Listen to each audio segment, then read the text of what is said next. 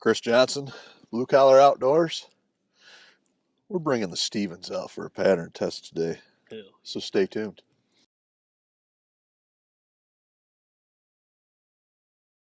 All right, today for our pattern test, we have a load from Rocky Ridge,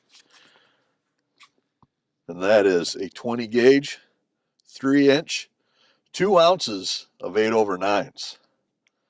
Now, we know that all Rocky Ridge ammo has performed really well for us, and the gun that I will be shooting it out of, just because I'm curious, like I said earlier, is a Stevens 301 20 gauge, and I'm going to be using the Indian Creek 562 because we know last year with their 2 ounce of 9s, it absolutely hammered. I mean, this is probably one of my favorite setups, especially for this gun.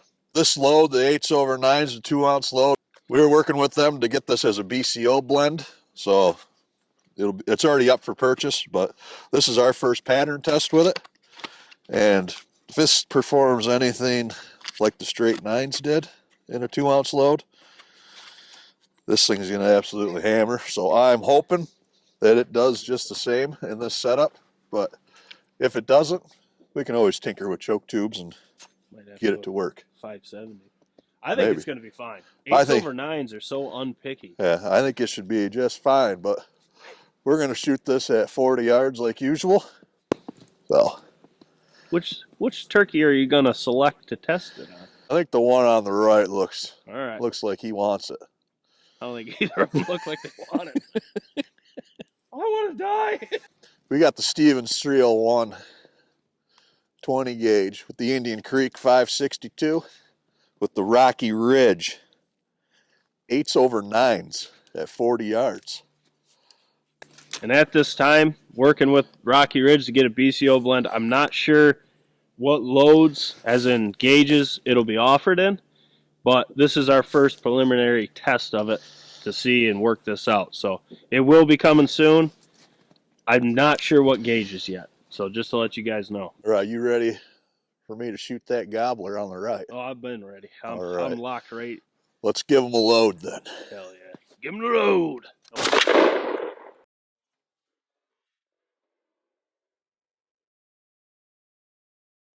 Oh my goodness. There is it looked like he took his head off. Looks pretty good from here. On the camera, it looks like he doesn't have a head. Like the neck is, the wattles, the neck, the head, there's emotional damage to be had there. Well, she still kicks like a mule for a 20 gauge, but Stevens special. Let's go down and brought to you by Kmart. You don't chew Big Red. All right, let's go down. Or we'll go down and we'll check out this pattern. I mean, it looks pretty damn good from here. Gonna be a lot of Sharpie in the secondary look. In the secondary, yes, because it looks like a lot of that is right there on the paper. Oh, I hope there's not any flyers. It's like this. Yes. All right. We'll see you. Load! We'll see you down there. This is BCO's mascot coming through. That's a mature. That is a mature. Old bald eagle. We got a bunch of them around these parts. They always seem to come through when we're pattern testing just to see what America's like over here with the boys. They're after the bulls. They better not. All right, after shooting the Stevens 301 20 gauge with the Indian Creek 562, the Rocky Ridge 8/9s, 2 ounces of payload at 40 yards. This is what we get. I think this choke tube might be a little over constricted for these 8s and 9s mixed because we get like a dozen flyers on it. Actually, exactly a dozen. There's exactly, to us, we counted a dozen flyers in our eyes that are flyers. But your core on these targets, they look like shit. But when we take that off, I mean, this is still good on here. It just looks like shit because these targets are junk anymore. But once we get that off, we can circle them in and we can get a core for you. So we'll do that right now. And we'll take another look at it. Rolling. You're on, all right. All right, so we got the BCO 12 on there, and inside that 12-inch circle is a nice even pattern all the way across. There's not really any voids in there of a turkey's head or neck that's going to get through there.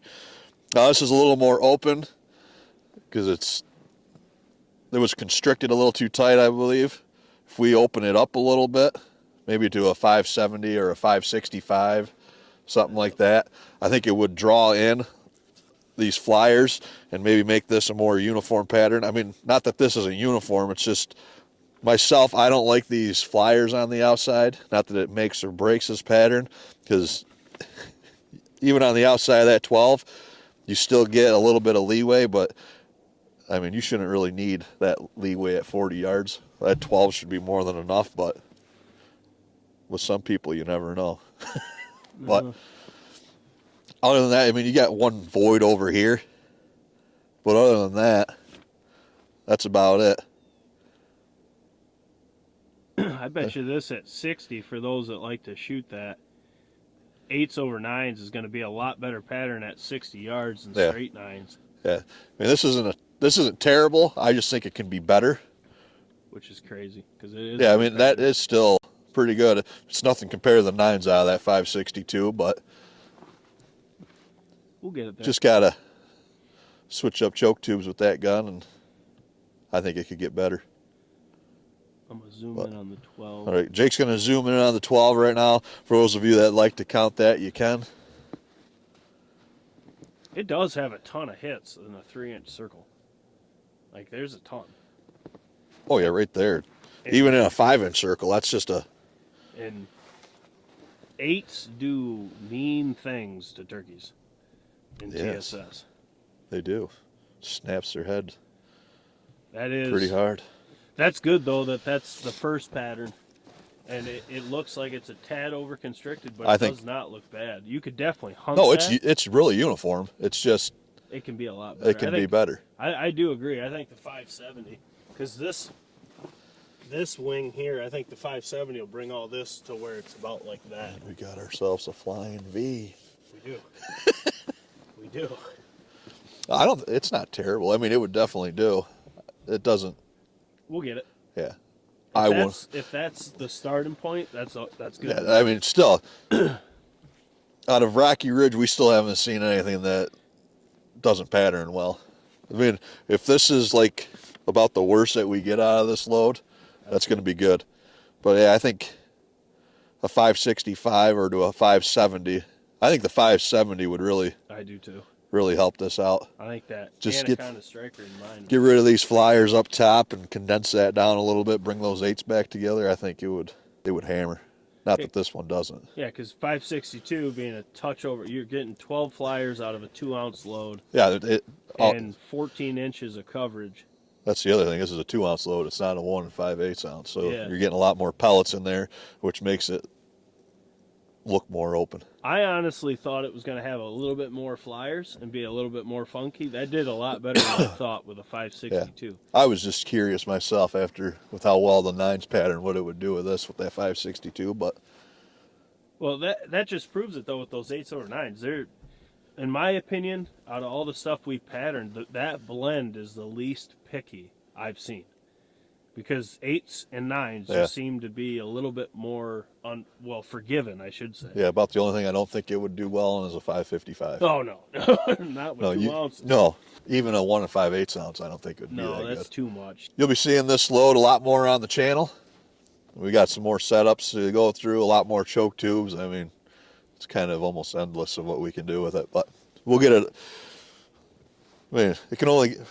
Well, it'll get better from there. Just condense it. It could. If you use a 555, we'd probably be hitting the other backer over there. But he just makes some good loads. But for now, this is Chris Johnson, Blue Collar Outdoors. If you haven't yet, like and subscribe to the channel. If you go onto the website, everything's listed on there from the store. That patterning service.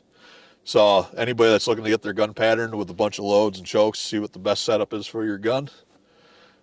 Probably end of February, beginning of March, we could start doing that for people because, we got a lot to film. We have our own stuff to film, and then do that, and it's not too bad today, but it does get cold and shitty here in western New York, and we don't want to be out here all day doing it. I mean, we will if we have to, but we don't want to. We already will be. Yeah, I mean, we'll still be out here, but we just want to take more time with your guys' firearms. So if you're interested, you can email Jake or whatever he does, and then go from there. But until then, we'll see you guys on the next one.